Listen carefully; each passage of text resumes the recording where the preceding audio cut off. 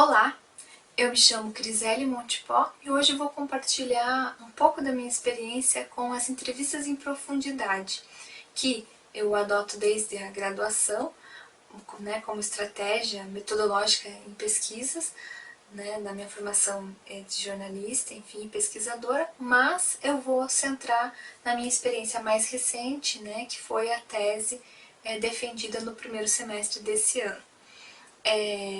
Eu realizei a tese Sentidos de Cidadania e Direitos Humanos na Praxis de Repórter, sob orientação do professor Jorge Juin, que também foi meu orientador no mestrado, né?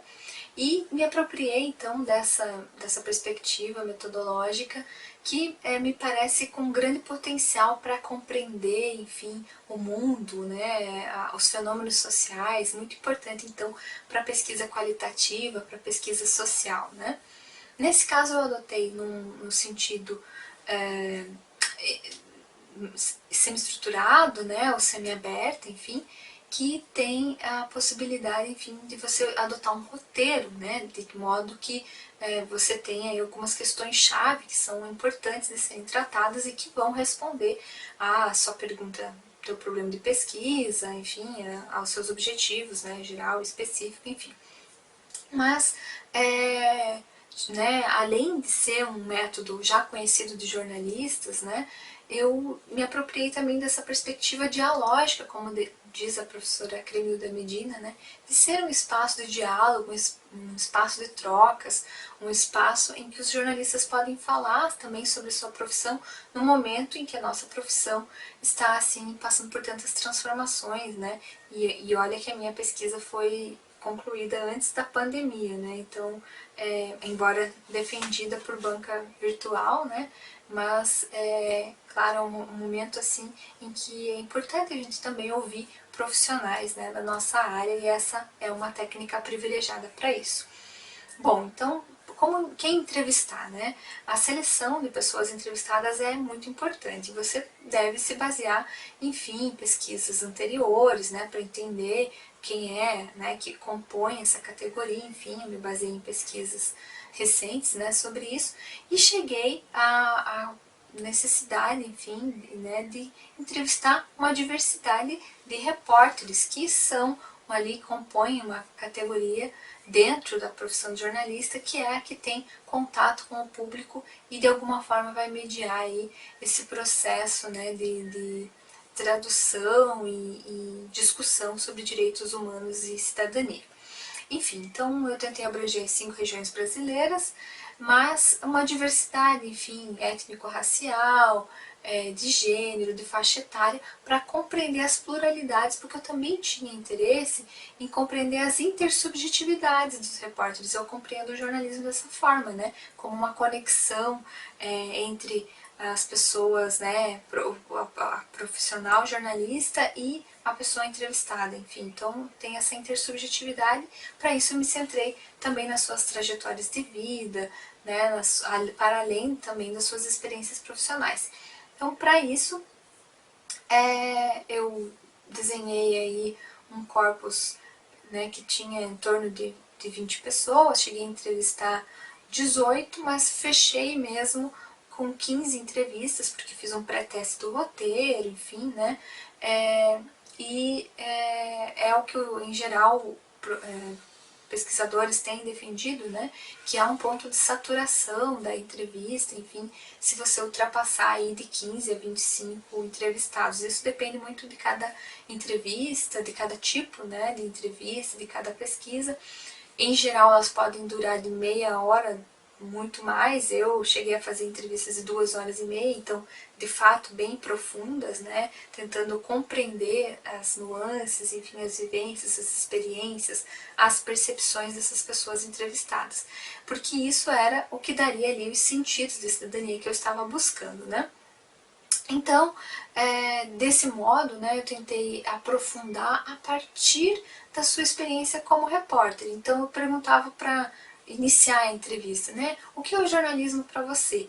E a partir dessas respostas, eu ia encadeando o meu roteiro, porque o jornalismo, sempre conectado com esses assuntos, né, acabava me permitindo que eu elencasse as perguntas ali que eu havia né, previsto de serem tratadas.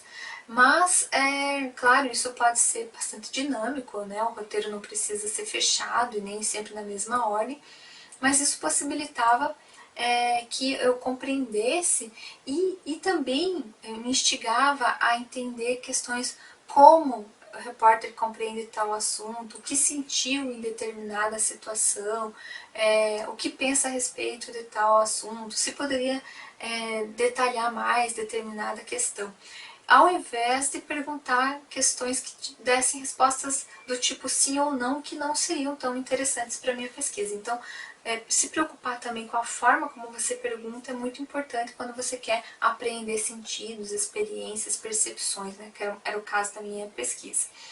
É importante também levar em conta questões éticas, né, porque eu submeti ao Comitê de Ética em Pesquisa da UFSC, passei, né, uma ideia de roteiro e um termo de consentimento em que as pessoas entrevistadas me disseram, né, né, eu me responsabilizei, mas elas atestaram que sim, dariam entrevista, né, e dessa forma eu não faria, né, divulgação sobre suas identidades, enfim, manteria a confiabilidade e a confidencialidade das informações, de modo que elas se sentissem confortáveis, né, em eventualmente tratar de temas delicados, ora de violações de seus direitos também na sua trajetória pessoal ou profissional, como de fato aconteceu, né, durante algumas entrevistas, até porque a gente sabe que a profissão de jornalista também está sendo atacada, né, e especialmente quando a gente trata desses assuntos, direitos humanos e cidadania. Enfim, então eu acho que essa é uma preocupação importante de ser levada em conta. Outra questão é de como você vai analisar esse material, porque findado o processo, né, de coleta, você vai precisar transcrever, então para isso você tem que ter se organizado para gravar, anotar as informações, fazer anotações de modo que você correlacione as entrevistas, de modo que você vai precisar de um método específico para isso. Como eu hibridizei com a ideia de entrevista narrativa, né, privilegiando trajetória, como eu falei, momentos específicos da vida das pessoas, eu consegui trazer a ideia de análise crítica da narrativa, né, uma proposta metodológica do professor Luiz Gonzaga Mota, em que, entre todas as possibilidades que ele dá diante desse método, eu me apropriei de algumas questões que são, por exemplo, o poder de voz, né, e as metanarrativas. O poder de voz, porque eu entendo que o repórter, dentro de uma estrutura de uma política editorial, ele tem voz, mas tem uma voz mediada de acordo com essa empresa, né? Enfim, tendo em vista os conglomerados de mídia, como a mídia é organizada no Brasil, uma mídia de modo geral, né, pouco plural e transparente, isso incide sobre como o jornalista vai tratar de temas tão delicados como esses que eram objetos da minha pesquisa, né? Então, por isso, eu consegui trazer as possibilidades da análise crítica da narrativa para compreender esses fenômenos sociais. Bom, enfim, diante de todos os resultados que eu consegui ter com essa pesquisa, eu vou dividir alguns com vocês, que seria, por exemplo, a falta de reflexividade crítica, né, de repórteres sobre esses temas. Ao final da entrevista, é sempre aconselhável, né, que você pergunte às pessoas entrevistadas se elas gostariam de acrescentar algo, e, em geral, algo muito interessante aconteceu, porque os não ditos apareciam, né, porque você também deve prestar atenção nisso, né, no que é dito, mas também no que é não dito, né, nas expressões, nos silenciamentos. E ao final das entrevistas muitas pessoas disseram: eu não parei para pensar nunca profundamente sobre cidadania e direitos humanos, ou eu gostaria de ter uma concepção mais crítica ou mais aprofundada sobre esses temas, enfim. Então, isso apontou para um resultado muito importante, que é a gente pensar que mesmo com uma formação, né, que tem aí uma vinculação com esses temas, repórteres nem sempre têm consciência crítica sobre esses temas para trabalhar.